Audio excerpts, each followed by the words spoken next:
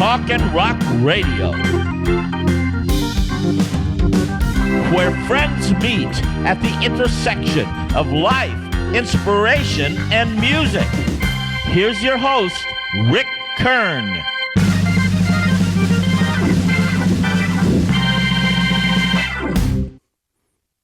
Welcome, everyone, to Talk and Rock Radio. You know, last week's episode with Johnny Madara was going a little bit long, so I like to try to keep these episodes around anywhere from 30 minutes to an hour, and I think we went about 140. And so, you know, I know a lot of people don't have time to just sit and watch for that long a time, so I wanted to go ahead and split it up a little bit. And anyway, so we're bringing back Johnny Madara at the Hop Part 3. Okay, we were talking about Chubby Checker. I want you to tell everybody your hunting story. Oh. Well, Chubby knew I hunted. It was one of the few things that I did that I liked going out in between going to the studio. It was one of the relaxing things I did. And I went pheasant hunting and partridges and stuff like that. Then I got into deer hunting. Then I got into wild boar hunting. And now I couldn't kill anything. Now I get out of my car and chase deer back into the woods because where we live, it's deer constantly around our house. So constantly chasing them back in the woods because people drive up the street so fast. So no, I love animals big time. And so we were out wild boar hunting, and Chubby wanted to go. So I showed him how to shoot a rifle, a 30-30 Marlin. And that was his gun I gave him. It was my gun, but I gave him to use for the hunting. I mean, pretty good. Bam, bam, pretty good. So I used a pistol. I used a 357 Colt Python, 6-inch barrel gun. That's what I used. And we're out about an hour, and finally we came across, I think it was 5 or 6 boar in a herd. The one boar, the front boar, starts charging towards us. So I said, Chubby, take the shot. Chubby, take the shot. I didn't hear nothing. So I take my 357 on him, bam, and I dropped the board and turned around. Chubby. Chubby? No, Chubby. Chubby climbed the tree. Hey, listen, I never climbed the tree, but I remember the first couple of times I went out boar hunting. It was pretty frightening, actually. I love Chubby. Chubby's, you know, we had a lot of personal life experiences together, a lot. And I like Chubby a lot. Yeah. He should be in the Rock and Roll Hall of Fame. I mean, he's one of the few people, and I'd have to think real hard, who's had a record be number one twice. The Twist was number one twice. Twice. I don't know of anybody else who's had a number one record twice. I'd have to think about it hard. But off the top of your head, can you think of anyone who's had a number one record twice within a period of 2 years? Wow. A period of 2 years. The Twist broke out big. And then every older person wanted to do the Twist. So back it came again on the charts. Bam, it went number one. No, and he still works. He's got the Chubby Checker bus. And he still does the tours, and he goes out, and the people want to do the Twist. So he goes to all these different places that people are there, older people, and they all want to do the Twist. And he looks great. Chubby looks great. He still sounds great. Bless him. Bless him. He Chubby Checker. You'd have to be blind and deaf not to know that name, Chubby Checker. That's huge around the world. Good guy. You were working on a movie called At the Hop. I know you're getting a little bit of traction on it. And the other day when we were talking, you were saying something about you've even got a place for Chubby in there. I think one place for Frankie, one for Fabian, and then something for Chubby. Talk Yeah, about that movie and what's going on with it, man. well, we're still looking to do get financing. I wanted to try to keep this as an independent film as opposed to having it financed by a company where you got somebody looking over your shoulder all the time and tell you do it this way, do it, and then you got somebody, they'll bring another producer in person who doesn't have the slightest clue of how you want to make the record. I mean, the movie and the things you want to do that are real. We're at the point now that we have an incredible screenplay. I've got a couple of great actors attached to the project already. And there's a role for Chubby. There's a nightclub scene in the R&B, the black section of Philly. And Chubby's the owner. And his name's Booley. Booley's sitting in the booth when our main character, the owner of this record shop, walk into this nightclub, and there's Booley kind of directing everybody. You go, you do this. And I've got Chubby to play that role. I think he'd be perfect. And then Frankie Avalon to play a priest in the high school, in the Catholic high school. And he'll have the collar, and he's going to be the priest. And we see him in about 3 scenes. But it's going to be great. Be a real good cameo role. So yeah, so far they're the 2 that I want to use. Maybe one other person. And then there's a role of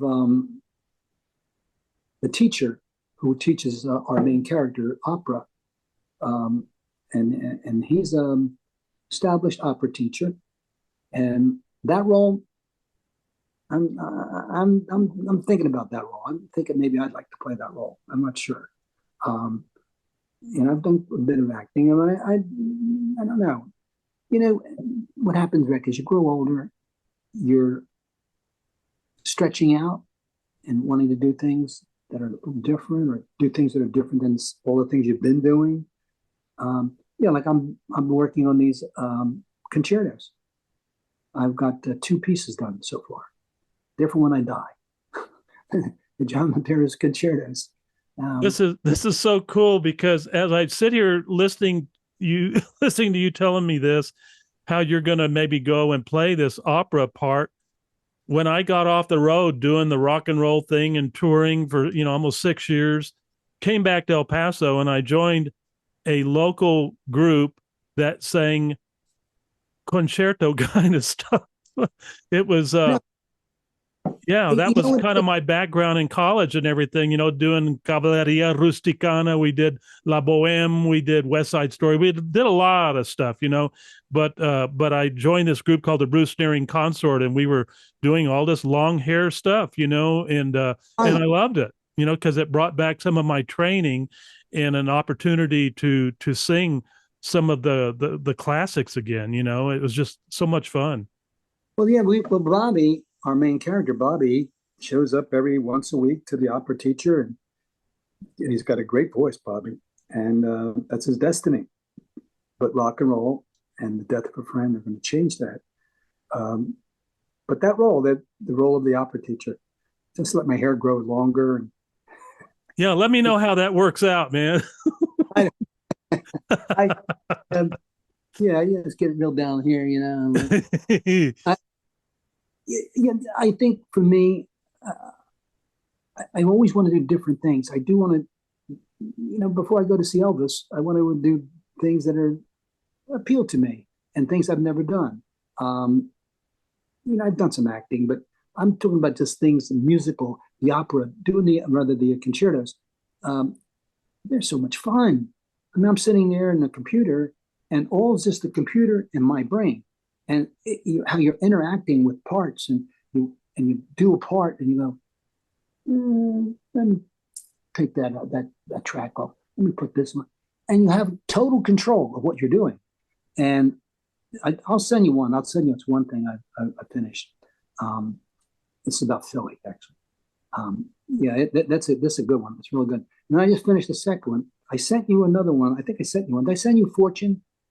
Yes, I got Fortune. Yeah. Beautiful. Yeah. The other one, the first one I've already done, the big one. Oh, I'll send you that. That one is pretty awesome, actually. Now, is Fortune going to be part of the movie? No. We've got 3 brand new songs. that we wrote, David and I wrote, before David passed. We wrote 3 brand new songs. I've got one song that I'm saving. Is it a hit song? Absolutely. A hit song. Absolute hit song. Who's going to sing it? Well, you know, you start your career, and I started mine singing. Never leaves you. Never leaves you. I walk around singing all the time. And I get tracks, and I'll sing to them. But this song that I've been saving, I want to do it. It's a hit song. It's a smash hit song. Cool. Now, I mean, I did a demo with it with some girl singers, and turned out good. And you know that you can hear the quality of the song. But now I got a whole different arrangement idea that I want to do with it, and it works perfect. So yeah, I probably get on to that within the next few months to actually start doing it. It's a powerhouse song. I got 2 of them like that. One is this up-tempo song that I know is a hit song, and then I have another song that one of my buddies, Gino Cunico. Gino Cunico is a great songwriter. He's written a lot of hits. One of my favorite songwriters of all. He sent me a song. I told him, Gino, I'm going to go in and record him. As soon as I get the time and the initiative and the guts to go in and record, he sent me this song. He's written a couple of Barry Manilow hits. He's a great songwriter. So he wrote me a ballad. He sent me. Oh man, whoa. So I'm going to do those 2 sides, the one that I wrote and the one that Gino wrote. And I said, yeah, I'm going to do them. I have to find not just the time. I'm working so hard on the movie. And, I wrote this new song. Did I send you the song, It's a Beautiful Thing? I don't think so. Yeah, we just did this, a demo. I did a little demo. There's a lady here in town named Jill Knight. And Jill Knight is a local singer. She works all the places around town. She's a great artist. It's never had a big hit, but she's really got the sound and big talent. Really has all the inside of her to be a major artist. So we wrote this song. It's a beautiful thing, and it's about the environment. It's great song. So I'm thinking of how do we do this? So there's a singer by the name of Travis McShane. Go online, try and punch his name in. I did. And Masterpiece, I really liked it, man. The guy's great. And I look back at some of his older stuff too. That's, anywhere from 1 to 9 years ago. And I mean, some of his older stuff is really good too. Oh, he's got, I've listened to almost everything that I could find on YouTube. And every time I hear him sing, it excites me because I hear an identity in there that's to me, one of the most important ingredients is the identity of the voice. Yeah. And he's got it. When he does Masterpiece, I believe him like every word. I'm hanging on every word he says because I believe him. He's got this incredible way of performing that his facial expressions, the way he uses his hands and his voice. It's like a professor, like telling you something. You go, yeah, oh yeah, that's 100% right. If you go on to YouTube, punch in Jill Knight new song, and you'll see her and I on the stage singing this song for a group of people that are environmental people. They flipped over the song. The song was great. The song was great, and we're going to bring in a children's choir. I'm going to bring in a children's choir to sing with Neville and Jill. I'm going to do it as a duet, and children's choir singing along the choruses with them. Now, Neville represents a lot of big artists. So I'm going to see if we can bring in some of his big artists along with the kids, the children's choir, to sing along with it. So that, or just the children's choir. That's all I need to sing these choruses. The choruses are powerful. I got 2 modulations towards the ending. It builds, and with the choir and them singing, remember the world and the way it should be. It's a beautiful thing. Oh, it's the songs. The song's so good. Nice. So the old brain keeps on working. The body is getting older, but my brain keeps on working. Yeah, And but you're working out, man, and that's what makes it so cool. And we're going to talk more about that in a minute. I want you to talk a little bit about Hall Oates. I know you discovered these guys, and just hit some of the high points of Hall Oates. Well, Daryl's great singer. John, great singer. I mean, big talent. Big talent. I put a lot of work, a lot of time, a lot of effort into them. You know, what artists want to be successful, and I can't say this about most of the artists I've worked with. I mean, there always is something in artists that you're not doing right, or because they're not stars fast enough. They got to find someone to blame. So I had recorded Daryl with a group called Gulliver, hell of an album. Then I recorded Daryl and John together doing some sides.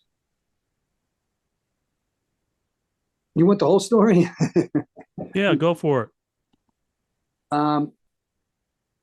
Well, my publisher was Chapel Music. And when I had something new, song-wise, I'd bring it up to Chapel Music and try to get excitement to say, take this song and try to get it recorded by another artist. Because we were writing our songs for our artist that we were producing. But, you know, we were writing a lot of songs. And maybe you can take that to get it recorded by so-and-so and so-and-so. Well, we wanted them to hear Daryl and John sing. So we drive them up to New York, to Chapel, and they play for Chapel Music, for the 4 or 5 people that were there, executives. And they flipped over them. I really loved them a lot. So the head guy at Chapel says, and then we have this person over here who'll take them around to record companies and get them a record deal.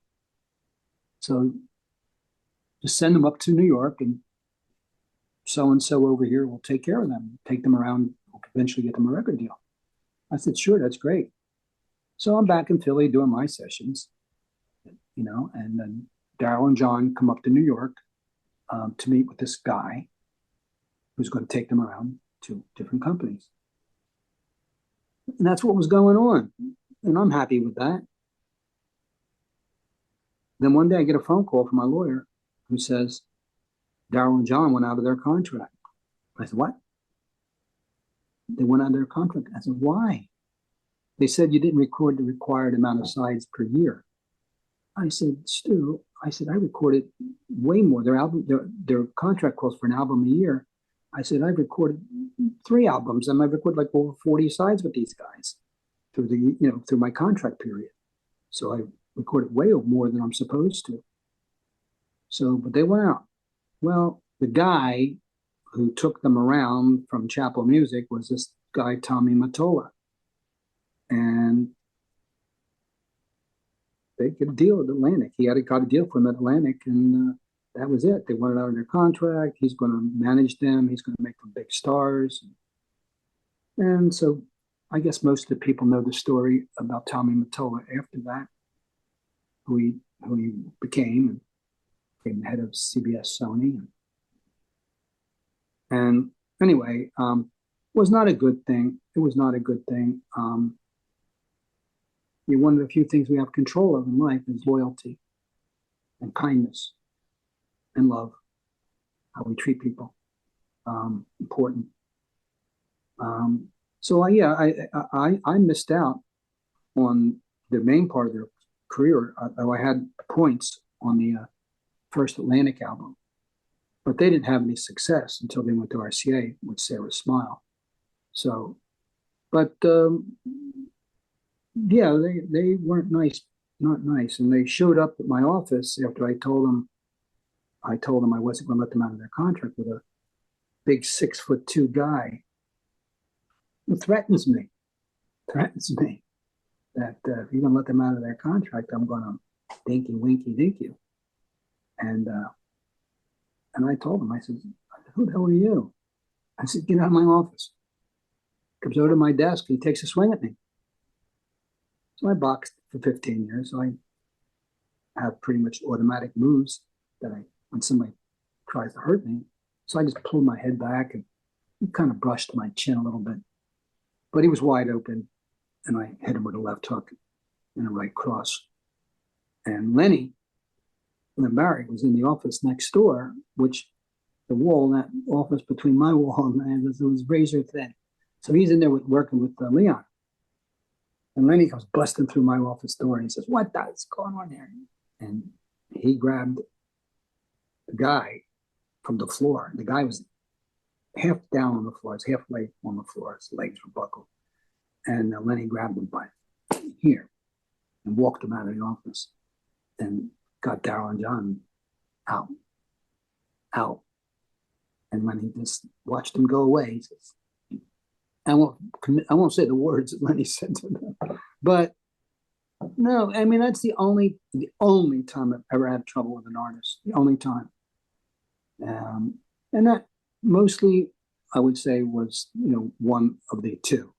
I won't say which one, but one of the two who wants to be a star. And I can understand that. I understand it totally. When you want to be an artist, you want to be a star, you're driven. But you never go back on loyalty. And you don't go back on the people that were there for you. And I even hired Daryl's wife, Bryna, I think her name was Bryna, to work at our office.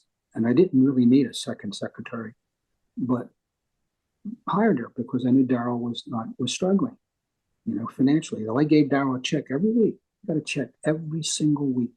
Got a check. Plus he played on all our sessions. He was the keyboard player on all the sessions. So he got paid again. Plus I had hired his wife. Loyalty, being grateful and thankful for things is very important in life. Very important. And I know the people I thank every day, the people that were very important to my life and my career. But if you don't do that, then you walk around loving yourself and taking credit for everything that you did it all yourself. No one does it all themselves. No one. There's always someone there who's been your support, someone who brought your voice to a different place, brought your talent to a different place, brought your mind to a different place of how to create, how to write pop songs. And Leon Huff says that. Leon says, Leon learned a lot about pop songwriting because he wrote a lot of songs with David and I. So he learned a lot about pop songwriting, which he applied to his greatness of R&B writing. And then all of a sudden he had this magic of being able to write these songs that were R&B influenced, but pop lyrics. And him and Kenny wrote songs that were just magnificent. Me and Mrs. Jones. How do you write a song called Me and Mrs. Jones? Got a thing going on. It was fabulous, fabulous lyrics. If you don't know me by now, if you don't know me by now. I mean, these were unbelievable songs. Love Train. You go down all these incredible hits. Major, major, major talent. And they don't have to walk around with the big egos. They don't have to. Their talent speaks for itself. Daryl's got a big ego. Huge ego. But is he good? Absolutely. Daryl's fantastic. His voice is fantastic. One of the best I've ever heard. One of the best I've ever heard. And him and John together, fantastic. My wife to this day says, "Oh, I so wish your last group could have done My Maria." She said that would have been a perfect song for your group, which our group would have done that very well. It was kind of a progressive country rock band anyway, and all four of us sang very well. So it would have, that would have been a fun song to do. One of my favorites that they did. Daryl and John wrote some great, great songs. I mean, great songs. Daryl was always a great writer, always great writer. And the first thing I did with him was A Lonely Girl, ballad, which I wrote with Lenny. And Daryl sang the hell out of that song. And his performances are outstanding. His performances are outstanding. He's a great singer. Great singer. Got the chops. He really does. You know, I've listened to a lot of stuff that Daryl's done, and I have a lot of demos and a lot of things that we did that never was released. But you hear the songs and the quality of the songs. And Daryl's performance on the demos was fabulous. The songs that you did have some release that they did though, right? Before you broke up with them? Yeah, we had the Gulliver album, which was great. Love that album. And then there was the Hall Oates album that I did. Yeah, they weren't big full productions. They were more rhythm section things. They were great songs. I mean, Good Night and Good Morning, one of my favorite songs that they ever wrote. Great song. Some Philly songs that they wrote. No, great writers and great artists. You can never say anything about their artistry. They're just great. Yeah, and John, I recorded John as a solo artist too. I got to find that master I did of John. It was a really good song. I think actually I went in with the track because I couldn't find the master anymore, and I put my voice on that track because I love the song so much. Pastimes Behind.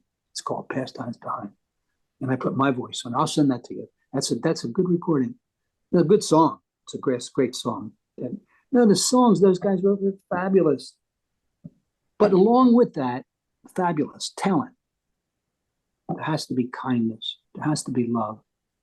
And the biggest word of all, appreciation.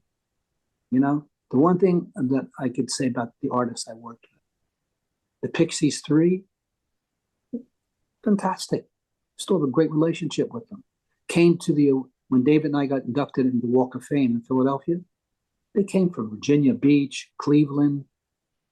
And yeah, I mean, these artists that we worked with who had a tremendous amount of love and respect for David and I. And yeah, Bunny Sigler, oh my God. Bunny and we're like brothers, total brothers. We were together, we were laughing, and Bunny was martial arts, and we'd be punching each other and throwing punches. And you missed me there, Bunny. I'll get you with this one. Boom. Bunny Sigler and Lenny were just two unbelievable friends. And both are gone. And yeah. I had a lot of fun with all the artists. The Pixies 3, the Secrets, the Sherrys, the girl groups. They great. And still have great relationships. We still write each other birthday cards, Christmas cards, still there after all these years. What, 60, 40, 60 years. 60 years, and I still get nice cards and conversations, talk on the phone. Yeah, it's pretty nice.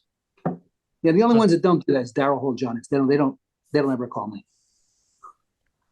But I say that since on Facebook, a lot of people, artists that I worked with that didn't have hits, but send you a nice note. Really loved working with you.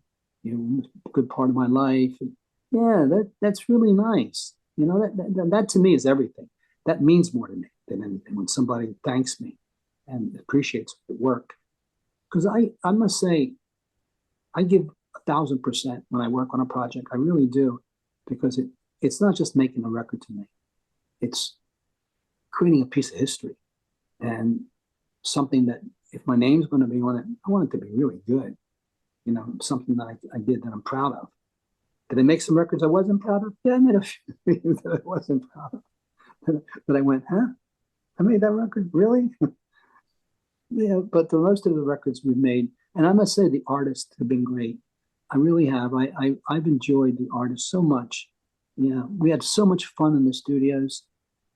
And the ones that were upper tight lips and you know, real dead serious, didn't have a lot of fun. But the ones that were, you know, we could open up and laugh and crack jokes and stuff like that and get the studio musicians involved. They're laughing too. And those were great sessions. The sessions that were real serious, hard-nosed sessions where everybody's real serious. Yeah, they were good sessions, but not fun. Not as much fun as recording Bo Donaldson and the Haywoods was fun. That was fun. a recording of Denny Doherty. Denny Doherty from the Mamas and the Papas, 90,000 stories. 90,000 stories. They were on the road all the time, working with everybody. And the Beatles stories, all the stories of all the artists they worked with. And Denny, he was a trip. Denny was a trip. I actually have this saved from 1975. I do this record with Denny called You'll Never Know, the standard. You'll never know just how much I love you. I did it, Mamas and the Papas. I did it, that groove, Michelle and Mama Cass singing the backgrounds, and I sang the John's parts. I sang the male part. Send that to me. I would love to hear that. Yeah. So we're doing these sessions, and Denny's got to do the Johnny Carson show. So we're doing vocals. So he leaves, and I said, well, while you're gone, I'll mix this one thing while you're gone. But when you come back, we'll start on the vocals again. So his manager is this guy, Herb Nanis. Became a real big manager. Herb Nanis managed Sylvester Stallone, Albert Brooks, and big time manager. And so they leave to go to 4 o'clock. They taped the show, I think about 4:30 or something, over in Burbank. So they leave, and then I'm doing my work. They come back, and Denny's a little wacko, and Denny liked the little alcohol, and so he's a little wacko. And so I said, "How'd it go?" "Oh, you'll see it tonight." I said, "How'd it go?" You'll watch it tonight." So 11:30 comes by, and I have my recorder set up and recorded, not visual, just audio. So on comes the announcement, and it wasn't Johnny. It was somebody filling in for Johnny. Johnny was on vacation or something.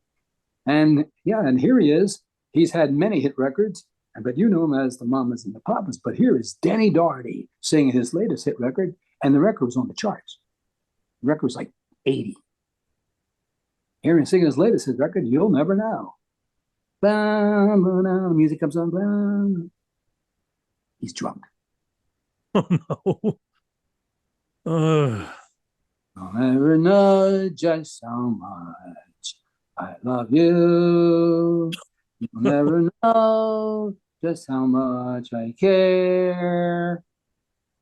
I mean, no, that they weren't even created yet. So I taped it. And then he sang a second song. And the second song was one of my favorite songs Darryl and John wrote, called Good Night, Good Morning. And I recorded that in the album with Denny. So I recorded that, and I recorded You'll Never Know. And like I said, You'll Never Know is on the charts. So he's got a possible hit record. And that's why he's doing the Johnny Carson show, because the record was getting a lot of airplay. So after he goes off the stage, my phone rings. And it's the president of the record company. And his words, I remember his words as if it was yesterday. He says, his first words were, "Did I just see someone commit professional suicide?" I said, those are his exact words. And what can I say? What can I say? If I thought You'll Never Know was bad, Good Night, Good Morning was worse. But what happened? He starts talking the lyrics because he either he didn't remember or he couldn't get his voice. I got both of them. I have those in my computer. The records were great. The records were really good. And You Lost That Love and Feeling, it's a great record. Then he should have had a hit with that. It could have been a hit again.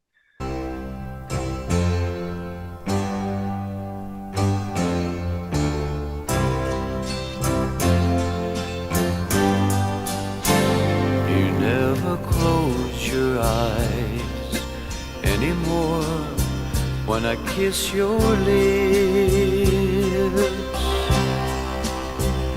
and there's no tenderness like before in your fingertips. You're trying hard not to show it, but baby, baby, I know it. You've lost that love and feeling. Oh, that love and feeling. You've lost that love and feeling. Now it's gone, gone, gone. Oh no.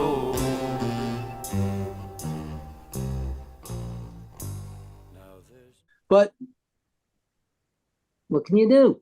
What can you do? Yeah, I loved working with him, and I had a lot of fun working with Denny. A lot of fun. I gave him my sport coat to go on the Johnny Carson show because he didn't have a sport coat. I never got it back. I love Denny though. He was a good guy. We got along great. You know, artists are great. You know, some artists have things that are problems. But I would say that most of the artists I worked with were always great, were fun to work with. And there's the Len Barry story. I'll just give you this one because it's a funny one. Lenny, waiting for Lenny for the session. The musicians are there and start time starts. Lenny's not there. So let's run the tracks down. So I'm running the tracks down. Anybody here from Lenny? No. What do we do? Let's keep on running the tracks down. So I lay a track down. I finally can record one. So, where's Lenny? Anybody seen Lenny? Anybody here from Lenny? So all of a sudden, Lenny comes walking in. I said, Lenny, where you been, man? Where you been? My buddy, my close friend. John, I got hung up at the train. I was, oh man, I'm sorry, man. You got hung up at the train, man. I know a lot of people took the train from Philly to New York. Oh, wow. I later find out he got hung up at the movie theater, The Train. He went to see this movie called The Train, and he got hung up watching the movie, and the studio time's going, young. But Lenny had 3, like a baby, so he's got huge royalties. And I'm there, musicians going nuts. What do we do? And that turned out to be a great session. And that was Somewhere. That was the Somewhere session. There's a place for us, somewhere, a place for us, which was the 3rd record. And no, that was funny. But that was one, Lenny, and, he wanted to see the train. We laughed a lot about that one. We laughed a lot. And look, Lenny was a star.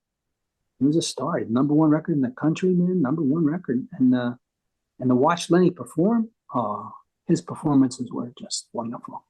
I went to London to watch him perform at the Palladium because 1, 2, 3 went #1 in London. And to watch him perform in front of an English audience, they flipped. They flipped over Lenny. They flipped. Lenny, my friend and great artist. He was my friend. He was my close friend. I loved him. Yeah. Out of all the artists I worked with, I had good relationships with all of them, all the artists, maybe except for Daryl. But Lenny and Bunny and a few other artists I worked with. The Pixies 3, oh my God, fantastic. The Secrets, fantastic. I mean, the artists were a joy. It really was a joy to work with all the artists I've worked with. And to have the little bumps that I've had, with one artist, but it's okay because the rest of it was all good. And we made a lot of hit records. And that was the best part of it. We made records that we were proud of. And you walked out of the studio being proud of what you did creatively. And for me, it always was the creative part of it. Whether the record sold or not was irrelevant. It really was. The fact that some of them sold, yeah, it was good. But just to have something in your mind that you hear finished in your mind, and to get that on the tape was incredible. It was incredible. You walked out of the studio with the biggest smile. And because I did grow up in the projects, and we were poor, there was a special element to that of walking out of the studio and doing something that was going to get played on the air. Oh, the best. I think I've told you that my Aunt Florence story. Mm-hmm. Aunt Florence, you got to hear this. My Aunt Florence, my mom. So at the Hops on the hit parade, Saturday nights. So it was like about 8 or something like that, 9. Then it went down to 4. So Mom and Aunt Florence, these are 2 older Italian women. My mom, trip. Aunt Florence, unbelievable trip. I mean, it's funny.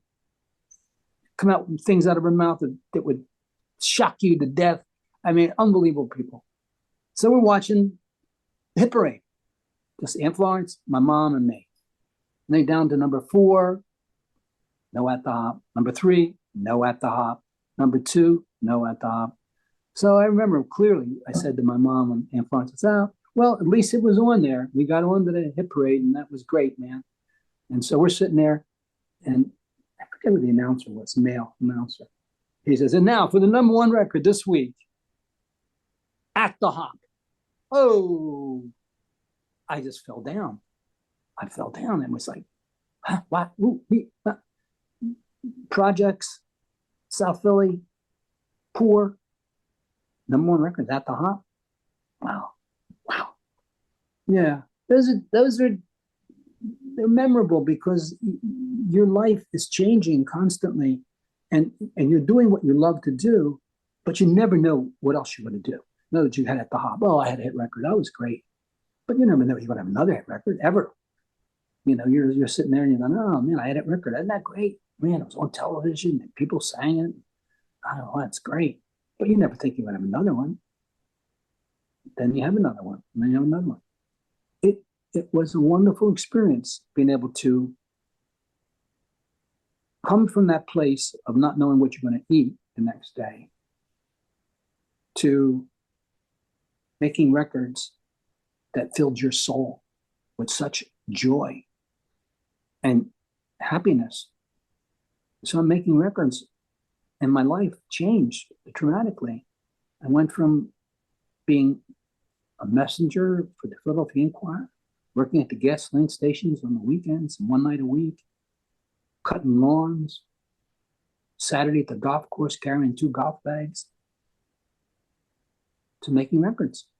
What could be better than that? All of a sudden, I'm doing things that I only dreamed of doing, that maybe I could do this. Maybe I can make a record someday. Wow. No, grateful to God, grateful every moment of my life. Grateful that I've done the things I've done and the joy.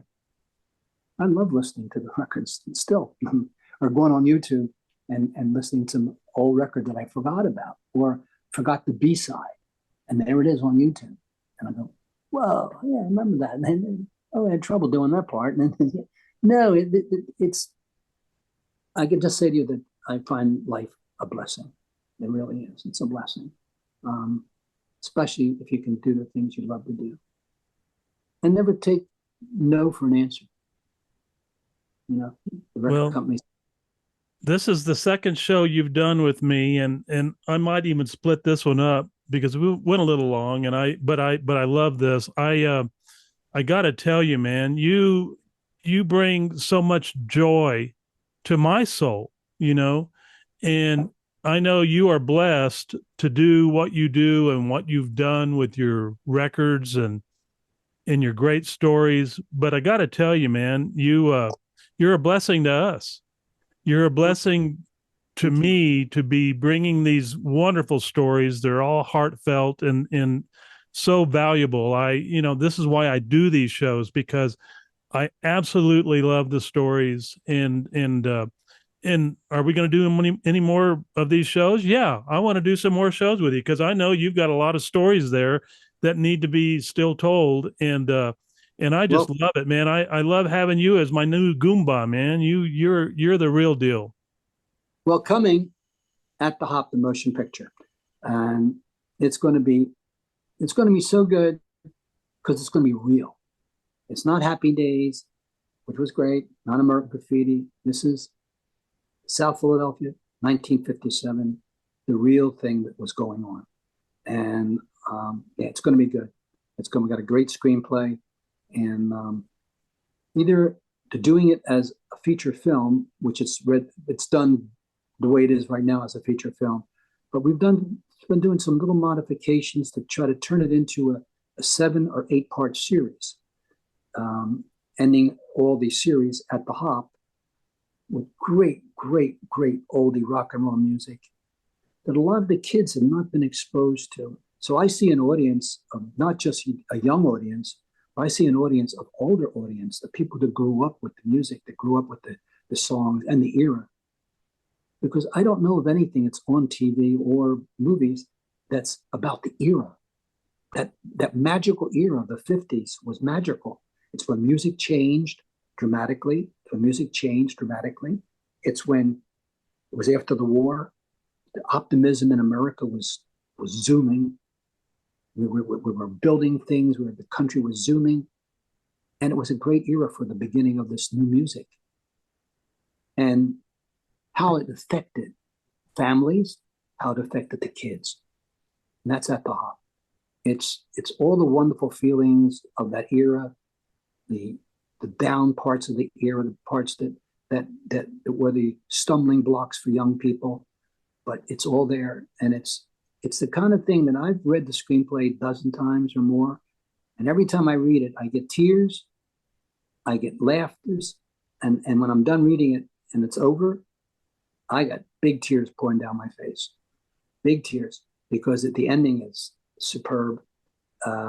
Yeah, it's a great life story. It's a great life story of this character that we created and his family. It's something. It's something. Yeah. So yeah, we've done one rewrite on it, and the rewrite we finished not too long ago, and the rewrite made it even stronger. So yeah, so you, as you grow older, you still stay creative. And yeah, do I want to go in and record as an artist? Absolutely. Do I want to go in and make some more hit records? Absolutely. It's always there. Will it happen? I pray to the Lord. It will, my buddy. It will. All right, Guy. Well, let's Thank you, man. Thank you so much, Rick. It's always fun. Thank you, man. It's always fun. And I know there's going to be some people over in Philly that are anxious to see this episode. So I say, let's sign off for now, my dear friend. And we'll talk more again real soon. And send me those tapes, okay? Or send me those songs. I'm going to go downstairs and do that now. So you enjoy. Okay? Bless you, my friend. Bless you, Rick. And, love you, man. Love you too, buddy. And look forward to doing the next one. It'll be fun. Sounds good. Say hi to your wife. Take care, and we'll see you soon. See you soon, my friend. Bless you, buddy. Same to you. Bye-bye. Bye-bye, Rick.